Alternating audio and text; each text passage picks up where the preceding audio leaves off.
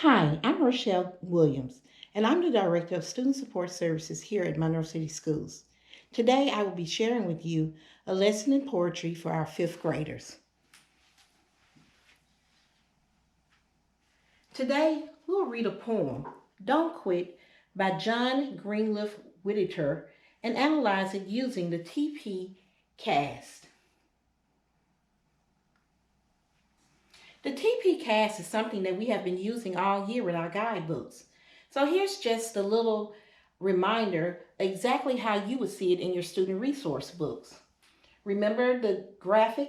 It has the title, how to paraphrase, connotations, attitudes, and the shifts, title, and theme. So I'm going to break it up in my PowerPoint, but I want you to look at it like this so it can refresh your memories and let you know that, yeah, this is something I've had before and I have no problems going along with this lesson. We know that the first step in our TP cast is to look at the title and then make a prediction what the poem is really about. Let's look at this title, Don't Quit. Think to yourself, what does this mean? What could this poem really be about? Go ahead, think a little to yourself.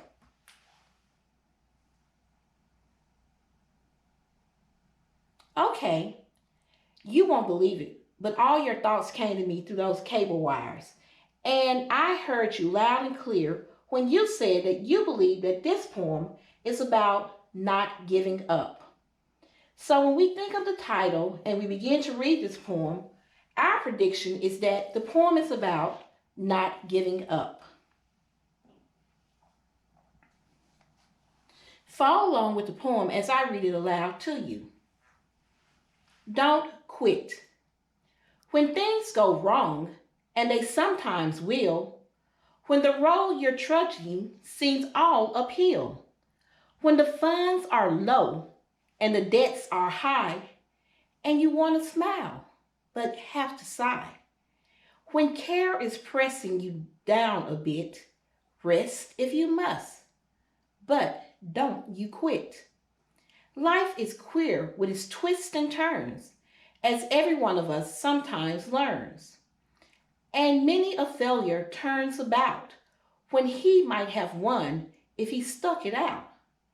Don't give up, though the pace seems slow.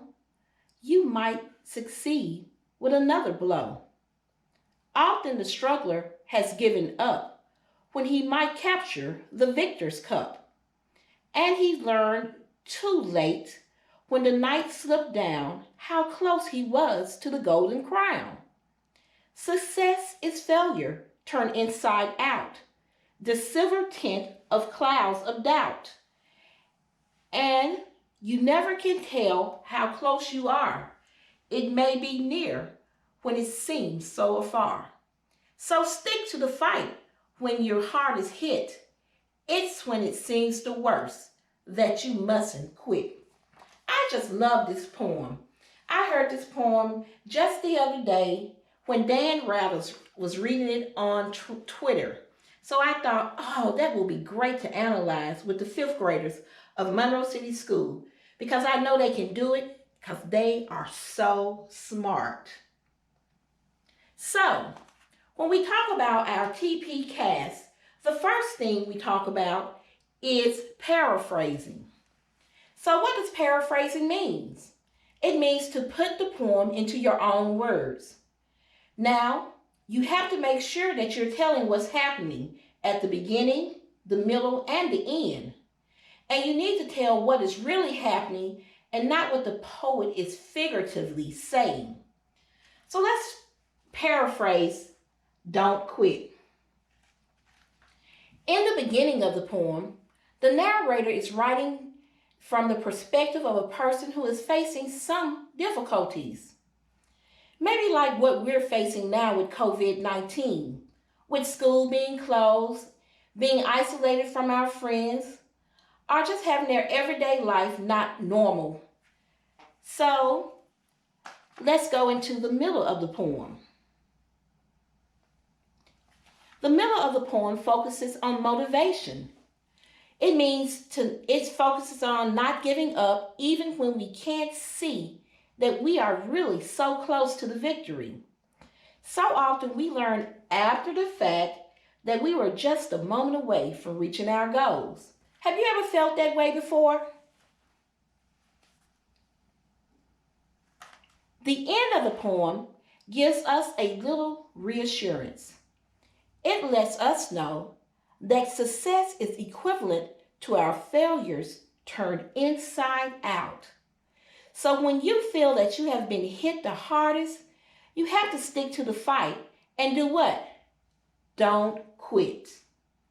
Very good.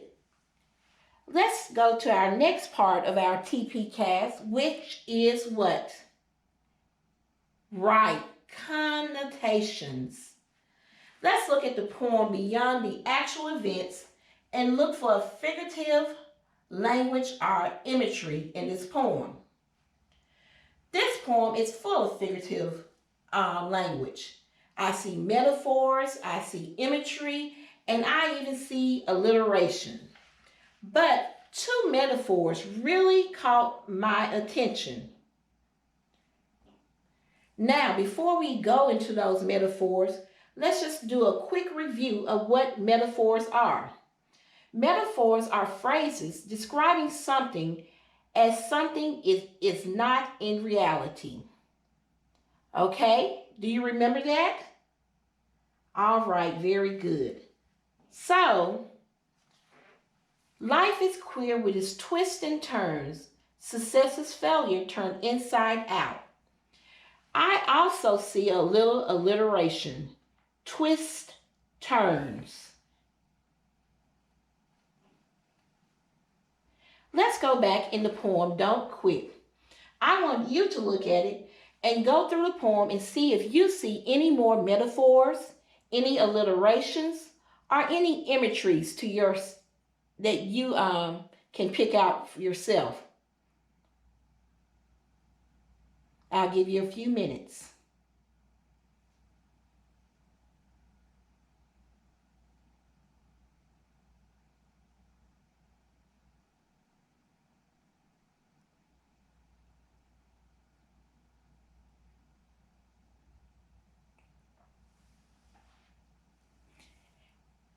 Did you find any? Oh, I bet you did. Go ahead and write those down if you have a piece of paper.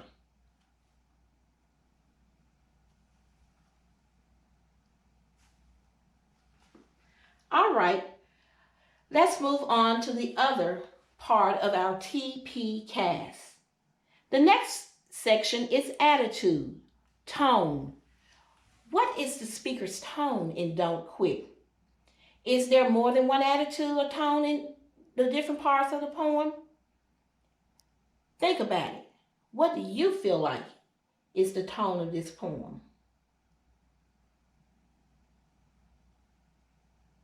Oh, I can hear you thinking.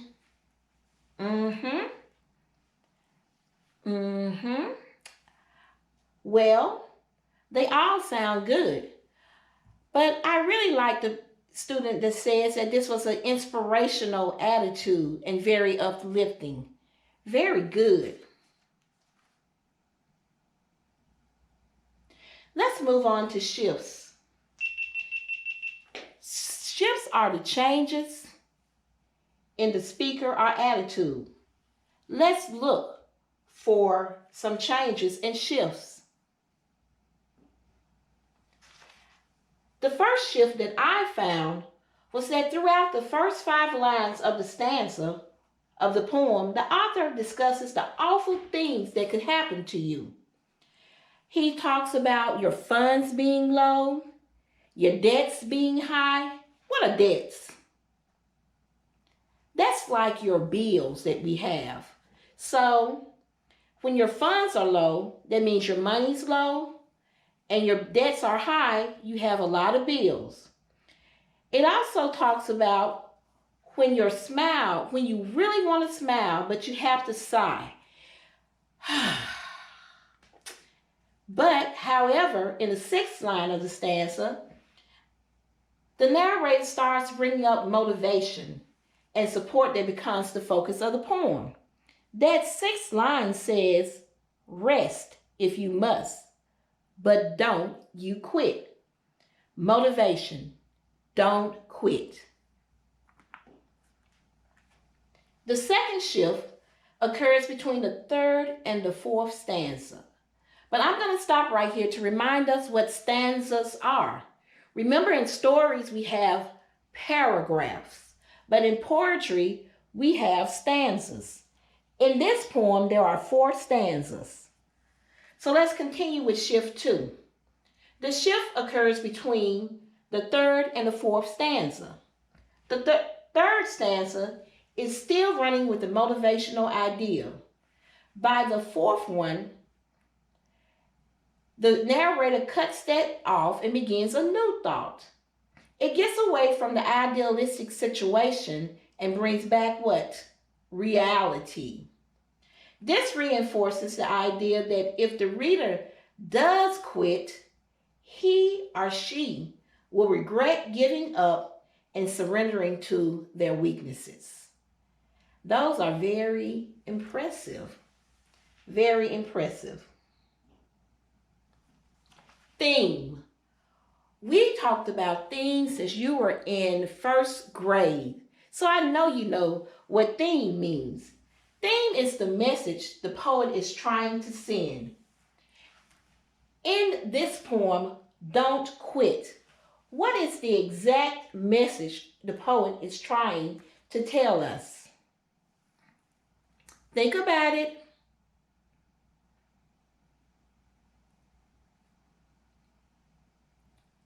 I hear you across those airways.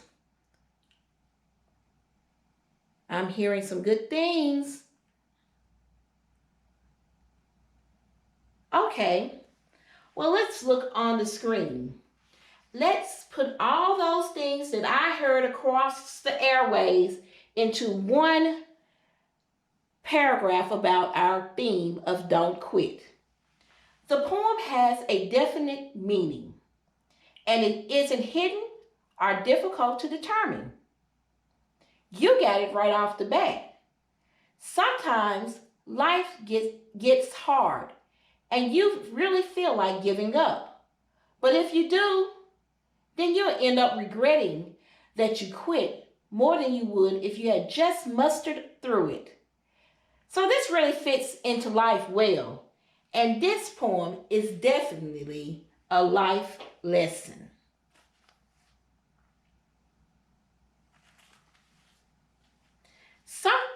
Some might think that this poem is just words, but words can be churned into thoughts, and thoughts can be inspired decisive actions and deeds that leads to what? Success. So the next time you are up late studying, or you're enduring a tough sport workout in football or baseball, and guess what? We're really going to get back to those days, boys and girls. So I want you to imagine yourself then facing the victor's cup in the end. What's the victor's cup? That means you conquered, you were successful. So give yourself something worth working towards and rethink these words. I love these words from the poem, and I want you to keep them in your mind as well, especially as we're going through this pandemic and the situation that we're in now. I must stick to the fight when I'm hardest hit. It's when things seem worse that I mustn't quit.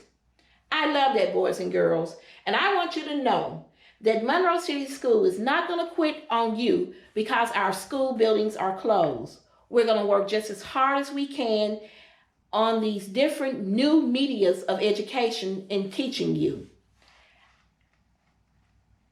So in closing, I'm going to put the poem up. I want you to look at it. I want you to read it to yourself one time.